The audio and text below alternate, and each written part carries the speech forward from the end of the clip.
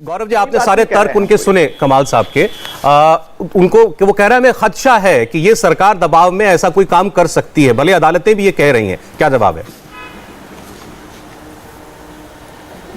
सौरभ जी, देखिए, ऐसा ही होता है। लोग अपने आप को स्कॉलर बताते हैं, विद्वान बताते हैं, लेकिन ये लोग भूल जाते हैं कि देश तो संविधान से चलता है। और ये क्यों हो रहा है, पहले मैं टाइमिंग पे आता हूं, फिर मेरे साथी हैं, मैं कमाल जी से एक दो सवाल पूछूंगा आपकी अनुमति के बाद। सबसे पहले तो देखिए, चुनाव है उत्तर प्रदेश में, all India Muslim personal law board, तो वो बोर्ड है जिसने जब ट्रिपल तलाक का मामला सुना जा रहा था। गौरव जी एक सेकंड, कुछ कह रहे हैं। मैं अच्छा, कमाल साहब कह रहे हैं कि वो डिबेट नहीं करेंगे, वो अपना पॉइंट ऑफ व्यू रख दिया उन्होंने। चलिए ठीक है, कोई बात नहीं, आप अपनी बात कहिए। बात कर लूंगा, ठीक है, आप कहिए। हाँ, कोई बात नहीं, कोई ऐसा थोड़ी ना, कोई मजबूरी थोड़ी ना डिबेट करेंगे। बिल्कुल ठीक, कोई बात नहीं, उनका मतलब वो जैसी उनकी मर्जी, जोर जबरदस्ती हम करेंगे ही नहीं। हाँ, वो चले गए। देखिए, अभी तो सवाल भी नहीं पूछा था।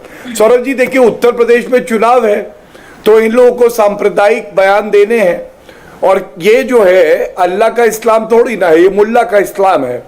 और मैं एक बात स्पष्ट कर दूं, ये वो all India Muslim personal law board है। जब ट्रिपल तलाक शायरा बानो केस चल रहा था, तो इन्होंने क्या तर्क दिया था कोर्ट को, आपको पता है? इन्होंने कहा था जो मुस्लिम बहनें हैं, हमारी माताएं हैं, उनकी जो बुद्धिमत्ता होती है वो मर्दों से कम होती है, इसलिए वो लोग फैसला लेने में सक्षम ही नहीं है कि वो तलाक दे सके या नहीं। और दूसरी बात ये कही थी कि अगर ट्रिपल तलाक को खत्म कर दिया जाएगा तो जो मर्द हैं मुसलमान, वो अपनी महिलाओं बीवियों को मार देंगे, इसलिए मत खत्म करो। अब ऐसे जो तर्क देता है बोर्ड, उससे कि हम लोग क्या चर्चा कर सकते हैं। लेकिन मेरा एक सवाल है, यहां कई पैनलिस्ट बैठे हैं, ये संविधान की बात करते हैं।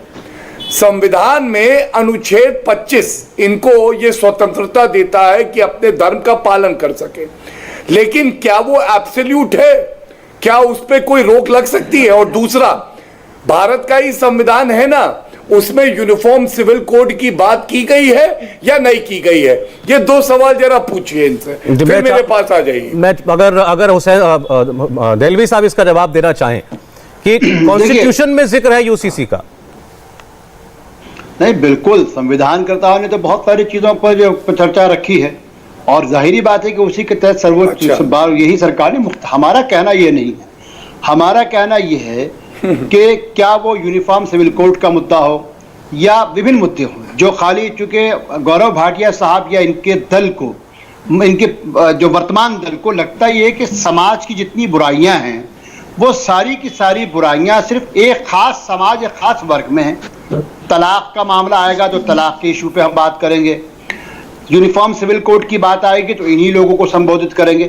भाई, ये बात तो 1984 से बोर्ड कह रहा है कि भाई अगर आपको यूनिफॉर्म सिविल कोड, बल्कि उससे बात कर रहा हूं जब ये शबानो वाला मुद्दा था, कि अगर आपको यूनिफॉर्म सिविल कोड, ये इसको कॉमन सिविल कोड भी एक जमाने बीजेपी कॉमन सिविल कोड की बात करती थी, बार बार सौरभ ये बात कही जा रही है कि इसको करने से पहले आप सिर्फ ये क्यों कहते हैं मुस्लिम पर्सनल लॉ बोर्ड में स्कॉलर नहीं है, संविधान नहीं मानते?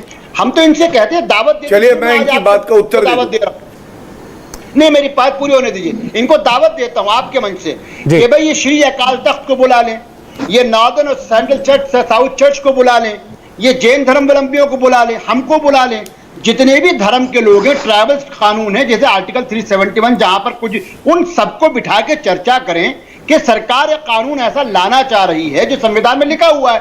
अब आप लोग अपनी अपनी राय दो। खाली जो है मुझको निजामी साहब को और मुझको बिठा के, और हमारी एक बहन, उसकी वजह देलवी साहब ये है कि बोर्ड ने, मुस्लिम पर्सनल लॉ बोर्ड ने इस पर एतराज व्यक्त किया ना। 2 दिन कानपुर में बैठक चली है, उसमें इस बात पर एतराज किया गया कि सरकार ऐसा कोई कदम ना उठाए, इसीलिए बुलाया गया है। मैं तो बोर्ड का प्रवक्ता नहीं हूं, लेकिन बोर्ड की इस बात को, इस बयान को, और बोर्ड का इजलास चूंकि उन्होंने कानपुर में करा, इन दोनों चीजों से मैं पूरे सच्चे दिल से एक बात कहता हूं, मैं मुत्तफिक नहीं हूं। पूरे हिंदुस्तान वाले लिए मुस्लिम पर्सनल लॉ बोर्ड था, यूपी के अलावा भी कहीं जाके बैठक कर सकते थे, खाली कानपुर को चुना और ऐसे। तो ये बोर्ड की अपनी वो है, जाहिर बात है, बहुत में बोर्ड जो है वो प्रतिनिधि है, लेकिन उनको ये पास। इंडिया टीवी हर वक्त हर जगह डाउनलोड करने के लिए सर्च करें India TV news Google play store या ऐप स्टोर पर।